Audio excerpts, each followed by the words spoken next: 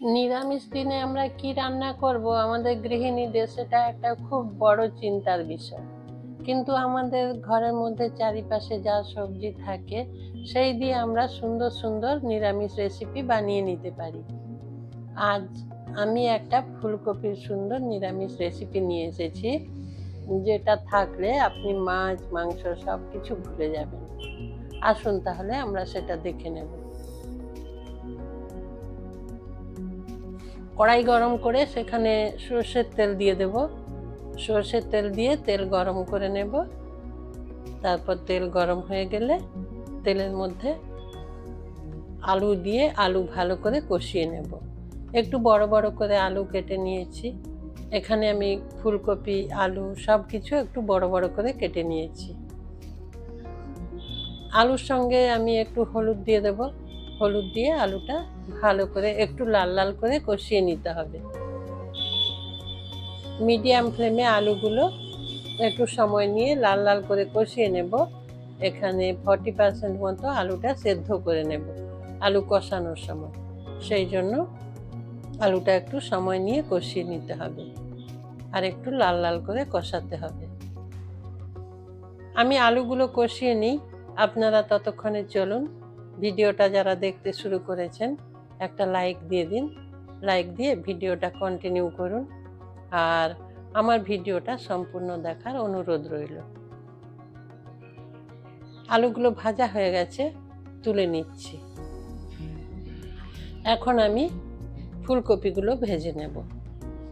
এই তেলের মধ্যে অল্প একটু হলুদ দিয়ে দেব আর একটু নুন দিয়ে দেব। তাতে কি হবে, ফুলকপির মধ্যে আর আমি দেব না। এই তেলের মধ্যে ফুলকপি মিলেমিশে একাকার হয়ে হলুদটা সুন্দরভাবে মিশে যাবে ফুলকপির মধ্যে। হলুদ আর নুন বেশ ভালোভাবে মিশে গিয়ে ফুলকপিটা ভালোভাবে কষানো হবে। সেই জন্য এখানে তেলের মধ্যে আমি হলুদ আর নুন দিয়ে দিয়েছি। এখন সব কিছু মিশিয়ে ফুলকপিটাও বেশ ভালো করে কষিয়ে নেব।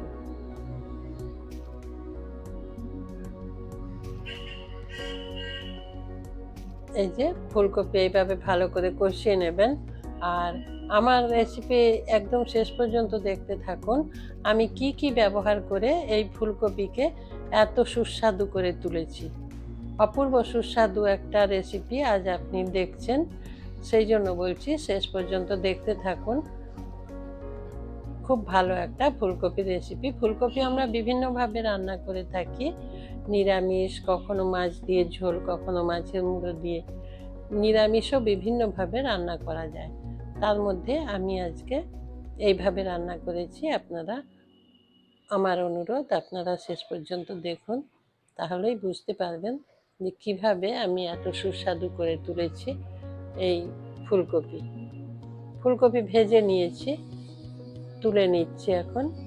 ফুলকপি তুলে নিয়ে ওই তেলের মধ্যে আমি আর তেল দেব না, তেল কম ব্যবহার করব। কারণ প্রথমে বেশি তেল দিয়েছিলাম, আলু আর ফুলকপি ভেজে নিয়েছি, তার মধ্যে অনেকটাই তেল আছে। সেই জন্য এই অল্প তেলেই আমি রান্নাটা করব। সুস্বাদুর সঙ্গে সঙ্গে আমাদের স্বাস্থ্যের দিকেও খেয়াল রাখতে হবে, সেই জন্য আমি তেলটা এখানে কম ব্যবহার করলাম। মশলাও অল্প পরিমাণেই ব্যবহার করব। তেলের মধ্যে ফোড়ন দিয়েছি। ফোড়নে গোটা গরম মশলা আর তেজপাতা, একটা গোটা তেজপাতা 2 ভাগে ভাগ করে দিয়ে দিয়েছি। গোটা গরম মশলার মধ্যে এক টুকরো দারচিনি আর কয়েকটা এলাচ আর লবঙ্গ, আর কিছুই নেই। তারপর ওই ফোড়ন ভেজে নেওয়ার পর সেখানে এই যে কি দিয়ে দিয়েছি বলুন তো, ছোট ছোট করে কেটে রাখা টমেটো। এবার টমেটোটা তাড়াতাড়ি নরম হয়ে যাওয়ার জন্য একটু ঢেকে দিয়েছিলাম। ঢেকে টমেটোটা একটু হালকা নরম করে নিয়েছি, একদম গলিয়ে নেওয়ার কোনো দরকার নেই। এই যে এইভাবে নরম হয়েছে, এটা হলেই হবে ব্যাস, আর বেশি গলিয়ে নেওয়ার দরকার নেই। এখন এখানে আমি মশলাগুলো দিয়ে দেব। আদা বাটা দিয়ে দিচ্ছি 1/2 চামচ।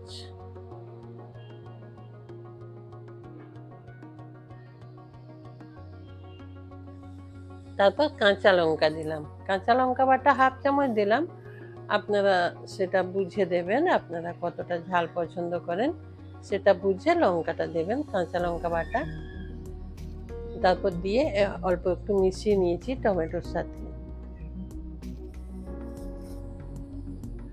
হালকা করে একটু জল দিয়ে দেব। জল দিয়ে মশলাটা আমি কষিয়ে নেব। ওই যে লঙ্কা বাটার বাটিটা ছিল ওটা ধুয়ে জলটা দিয়ে দিলাম, দিয়ে একটু কষিয়ে নিচ্ছি। একটু জল না দিলে শুধু তেলের মধ্যে মশলা কষালে একটু পোড়া পোড়া ভাব চলে আসে, সেটা খুব একটা ভালো টেস্ট হয় না। সেই জন্য, তাছাড়া আমি এখানে অল্প তেল ব্যবহার করেছি, সেই জন্য একটু জল দিয়ে মশলাটা কষিয়ে নিচ্ছি। পরিমাণ মতো হলুদ দিলাম, আর জিরে গুঁড়ো খুব অল্প পরিমাণে দিয়েছি, 1/4 চামচ, আর 1/2 চামচ ধনে গুঁড়ো দিয়েছি। এখন সেগুলো ভালো করে মিশিয়ে নিতে হবে। ভালো করে মিশিয়ে নেব আর মশলা কষিয়ে নেব। মশলা থেকে তেল ছেড়ে আসা পর্যন্ত মশলাটা কষিয়ে নেব। আপনারা যারা আমার ভিডিও দেখতে শুরু করেছেন তাদের মধ্যে যদি কেউ আমার চ্যানেলটা সাবস্ক্রাইব না করে থাকেন, তাহলে প্লিজ আমার চ্যানেলটা সাবস্ক্রাইব করে আমাকে উৎসাহ দিন, আমার পাশে থাকুন। আমি অল্প পরিমাণে লাল লঙ্কা ব্যবহার করেছি, ওটা রঙের জন্য, ওটা ঝাল লঙ্কা নয়, খুব অল্প পরিমাণেই দিয়েছি। সেটা আপনারা চাইলে দিতেও পারেন কিংবা নাও দিতে পারেন, স্কিপ করে দিতে পারেন, কোনো অসুবিধা নেই। তারপর মশলা কষিয়ে নেওয়ার পর সেখানে ভেজে রাখা আলু দিয়ে দিচ্ছি। এখন ফুলকপি দিয়ে দেব। সব কিছু ভালো করে দিয়ে মশলার সাথে মিশিয়ে নেব। আমার রান্না যদি আপনাদের ভালো লাগে, লাইক, কমেন্ট আর বন্ধুদের সাথে অবশ্যই শেয়ার করবেন। আপনার বন্ধুদেরকেও সুযোগ করে দেবেন এত সুন্দর একটা রেসিপি দেখার জন্য। আর এই রেসিপি একটু এইভাবে ট্রাই করবেন। এখানেই কিন্তু আমার রান্নার মধ্যে সব কিছু দেওয়া শেষ হয়ে যায়নি, এখনও অনেক কিছু দেওয়া বাকি আছে। আপনারা ভিডিওটা দেখতে থাকুন। এখানে কিছু ছাড়ানো মটরশুঁটি দিয়ে দিলাম, ছাড়িয়ে রেখেছিলাম, ওটা দিয়ে দিলাম। তারপর পরিমাণ মতো জল দিয়ে দেবো। এখানে বেশি জল ব্যবহার করব না, আলু ফুলকপি প্রায় 40% সেদ্ধ হয়ে গেছে, আর এটা ঝোল ঝোল হবে না, একদম মাখো মাখো হবে, সেই জন্য অল্প পরিমাণে জল দিয়েছি। জল দিয়ে ভালো করে সব কিছু মিশিয়ে নেব। মিশিয়ে নেওয়ার পর এটা ঢেকে রান্না হতে দেব 5 থেকে 7 মিনিট। তার আগে আমি পরিমাণ মতো নুন দিয়ে দিলাম আর অল্প একটু চিনি দিয়ে দিলাম। নিরামিষ রান্না অল্প একটু চিনি দিলে বেশ টেস্টি হয়, সেই জন্য অল্প চিনি ব্যবহার করলাম। এখন সব কিছু মিশিয়ে নিয়েছি, এখন ঢেকে রান্না করে নেব 5 থেকে 7 মিনিট। খুব বেশি সময় ঢেকে রাখার দরকার নেই।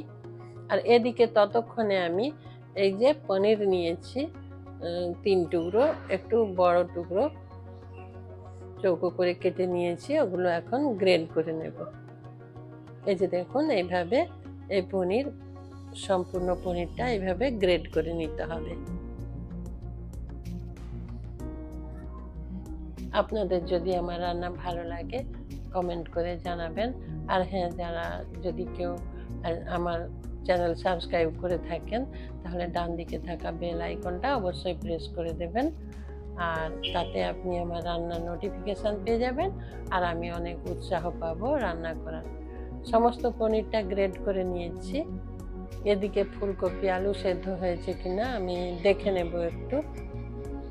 আর ওই যে তেজপাতাগুলো দিয়েছি ওগুলো অবশ্যই তুলে ফেলে দেব, কারণ এদের কাজ হয়ে গেছে, এদের ফ্লেভার এই রেসিপির মধ্যে মিশে গেছে, আর ওগুলো রাখবো না, তুলে ফেলে দেব। আর এই যে দেখুন, একদম আমি এখানে ঝোল রান্না করিনি, এখানে ঝোল রাখিনি। আপনারা যদি মনে করেন একটু ঝোল রাখবেন তাহলে ঝোল রাখতে পারেন, কিন্তু এই রেসিপিতে ঝোল রাখলে খুব একটা ভালো লাগবে না, যেহেতু এখানে আমি গ্রেড করা পনির ব্যবহার করব। যখন বড় করে কেটে পনির ব্যবহার করব তখন আমরা ঝোল রাখতে পারি, কিন্তু এইভাবে পনির ব্যবহার করলে সেটা মাখো মাখো করেই রান্না করতে হয়, ভালো লাগে সেটা। এইভাবে রান্না করবেন, দেখবেন কত টেস্টি হয়েছে। ভাত কিংবা রুটি কিংবা পরোটা সব কিছুর সাথে ফ্রায়েড রাইসের সাথেও এই রেসিপি আপনি খেতে পারেন। খুব সুন্দর একটা রেসিপি, খুব সুন্দর ফ্লেভার। এই যে রান্না করার সময় এত সুন্দর একটা ফ্লেভার বেরিয়েছে, মানে অপূর্ব সুন্দর, মনে হচ্ছে যেন কত সুন্দর খেতে লাগবে। খেতে সুন্দর হয়েও ছিল অবশ্যই। পনির দেওয়ার পর আবার আমি একটু ঢেকে দিয়েছিলাম সব কিছু স্বাদ একসাথে মিশে যাওয়ার জন্য। এই যে আবারও একটু নাড়াচাড়া করে নিচ্ছি। আর যখন নিরামিষ দিনে আমরা সপ্তাহে ২-১ দিন নিরামিষ খেয়ে থাকি, তখন এইভাবে ফুলকপি রান্না করবেন। দেখবেন কত সুন্দর, সেদিন আপনার মনেই আসবে না মাছ বা মাংসের কথা। এখানে আমি গাওয়া ঘি দিয়ে দিলাম কিছুটা পরিমাণে, ১ চামচকে একটু কম দিয়েছি। ওটা এই শীতকালের জন্য শক্ত হয়ে বসে গেছে, সেই জন্য ওটা দিয়েছি ১ চামচ। তারপর সেটা মিশিয়ে নেব, আর একটু গরম মশলা দেব অল্প পরিমাণে, গুঁড়ো গরম মশলা।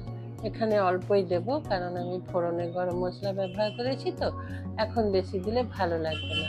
একটু কম করে শেষে গুঁড়ো গরম মশলা দেবেন কেমন? প্রথমে দেয়া হয়েছে, আবার শেষে দিলে খুব বেশি গরম মশলার ফ্লেভার হলে বাকি ফ্লেভারগুলোকে চেপে দেবে, সেই জন্য একটু কম করে গরম মশলা দেবেন কেমন? এবার সব কিছু একটু ভালো করে মিশিয়ে নেব। ঘি, গরম মশলা, পনির সব কিছুর স্বাদ মিলেমিশে অপূর্ব স্বাদের ফুলকপি রান্না আজ আমি আপনাদের সাথে শেয়ার করলাম। আর আপনারা আমার সাথে এতক্ষণ থেকে সেই রেসিপি উপভোগ করলেন, তার জন্য আপনাদেরকে অসংখ্য অসংখ্য ধন্যবাদ। এইভাবে আমার পাশে থাকবেন, আমাকে একটু সাপোর্ট করবেন।